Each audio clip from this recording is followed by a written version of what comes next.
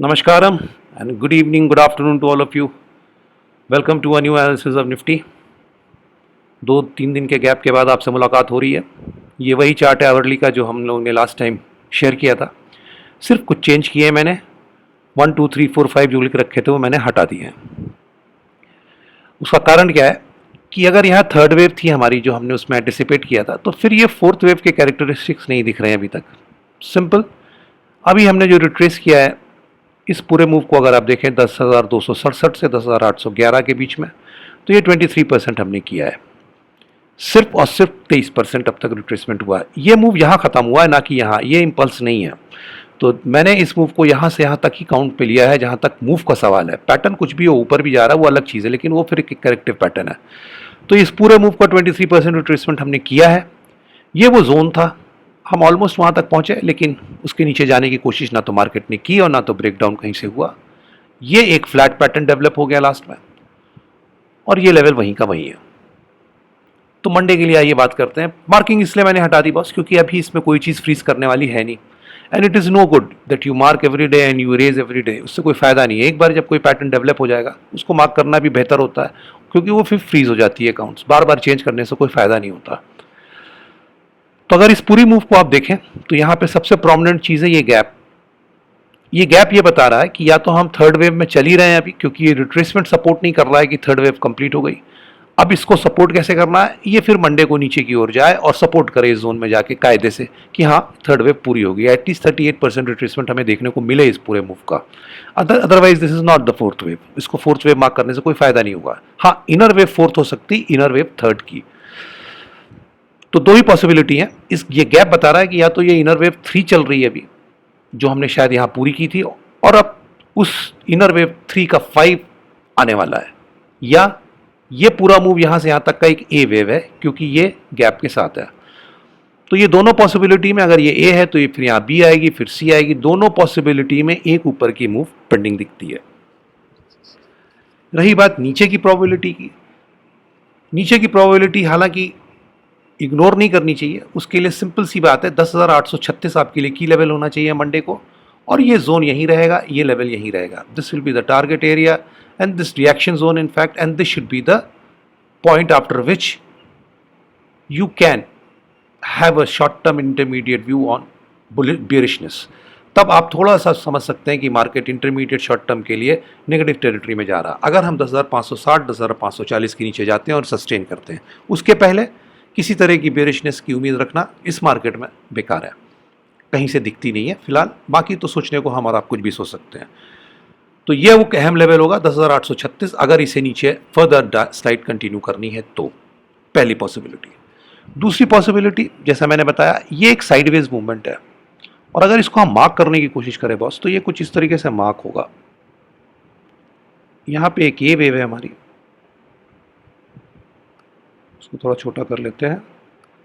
This is the A, this is the B, this is the C,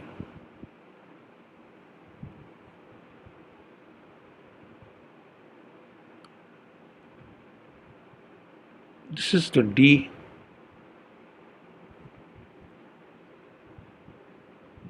and this should be the E with the question mark. ये ई wave हमारी पूरी भी हो सकती है, यहाँ हो गई हो आज, कल, या अभी चल रही हो. हाँ, अगर ये ई वेव नहीं पूरी हुई है तब भी इसको अब इस लो को नहीं काटना पड़ेगा. 10,670 के नीचे मार्केट को नहीं जाना चाहिए. इसके नीचे जाता है तो ये पैटर्न निगेट हो जाएगा. सीधी सी बात है. अगर हम बिना ऊपर गए इस पॉइंट को, इस लो को काट देते हैं, तो जो अभी इससे पहले डिस्कशन हुआ है, हम उस पॉसिबिलिटी पे जा रहे हैं. ये लो अहम है 10,677. ये नहीं टूटना चाहिए अगर ये पैटर्न बन रहा है तो.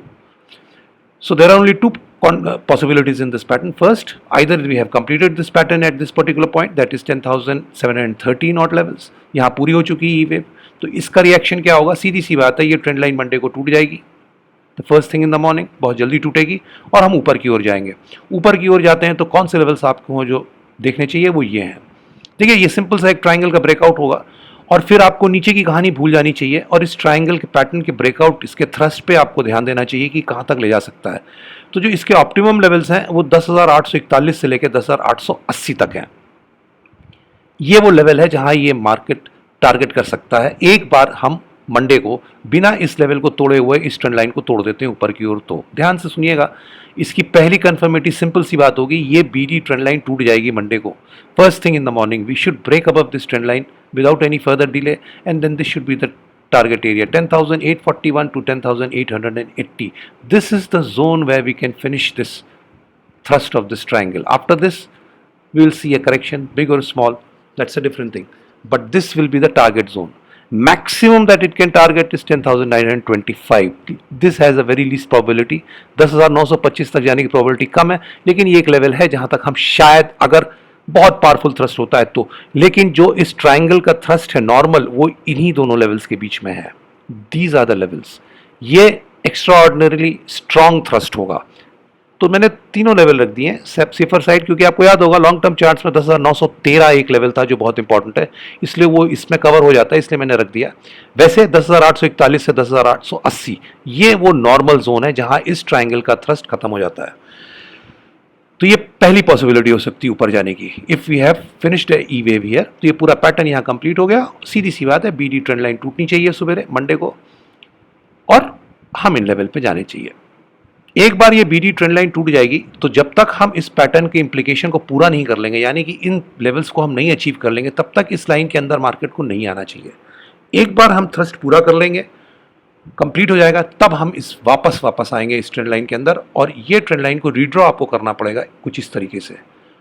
एक बार यहाँ पहुँच के जैसे ही पैटर्न कंप्लीट होगा, ये ट्रेंड लाइन टूटेगी, वो निशानी हो जाएगी आपके लिए कि ये पैटर्न पूरा हो गया है, इसका इम्प्लीकेशन पूरा हो गया है। जैसे ही वो पूरा होगा, ये ट्रेंड लाइन ब्रेक होगी। So this should be drawn on your charts, and this is the level. इसका ब्रेकआउट जो लेवल है वो यही आता है 10,841 से 10,880 के बीच में। ये वो लेवल है जो लॉन्ग टर्म चार्ट से लिया है मैंने, इसको भी आपको अपने पास रखना चाहिए। So this is one possibility. Second possibility is that E wave is not complete, but then we will complete this E wave below, above 10,677. इसके ऊपर ही ये कंप्लीट होगी, इसके नीचे नहीं जाएगी। फिर ये वो फिर आपको मंडे को देखना पड़ेगा, और अगर ये कंप्लीट हो चुकी है यहाँ पे, तो ये फिर ट्रेंड लाइन टूटेगी, हम ऊपर की ओर जाएंगे, और ये वो लेवल्स हैं। तो दो ही पॉसिबिलिटी हैं।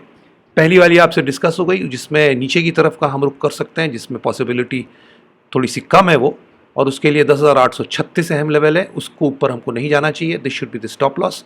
और फिर ये वो जोन है जो टारगेट एरिया है हमारा, और 10,560 हमारा अहम लेवल है, जिसके नीचे ही किसी तरह की बेरिशनेस की उम्मीद आपको रखनी चाहिए। और जो मोस्ट प्रॉब्ली प्ले आउट हो रहा है मार्केट में, वो ये पैटर्न है ABCD and if we have finished E here, then this will be broken Monday. ये वो लेवल्स हैं जो आपको दिखनी चाहिए, और अगर ये पूरी नहीं हुई है तो भी ये 10,670 के नीचे नहीं जाएगी। अगर इसके नीचे चली जाती है तो ये पैटर्न पूरा निगेट हो जाएगा। इसको ध्यान में रखिएगा आप मंडे के लिए।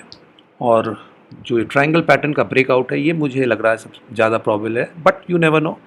हमको किसी भी तरीके का बायस नहीं रखना चाहिए, खास करके तब जब आप ऐसे मार्केट से डील कर रहे हो जो एक करेक्टिव फेज में चल रहा है।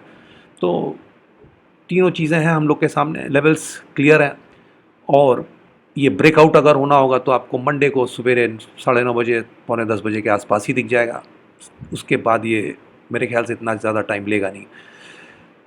तो ये 3 पॉसिबिलिटीज़ इन विच बेसिकली 2, और उन्हीं के हिसाब से हमें ट्रेड करना है, या उनके हिसाब से हमें अपने डिसीजंस लेने हैं।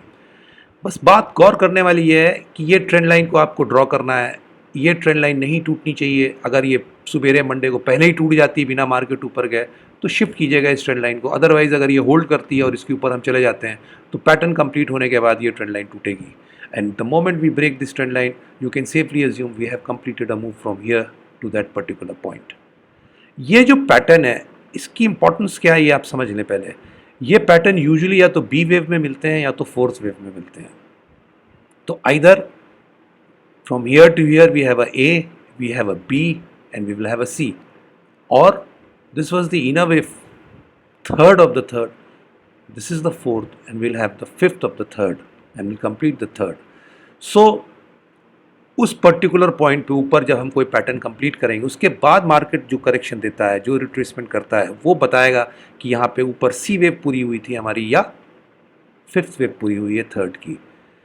लेकिन वो दूर की बात है। अभी मंडे के लिए शॉर्ट टर्म के लिए बिल्कुल सीधी सी बात है, आपको ये ध्यान में रखना चाहिए।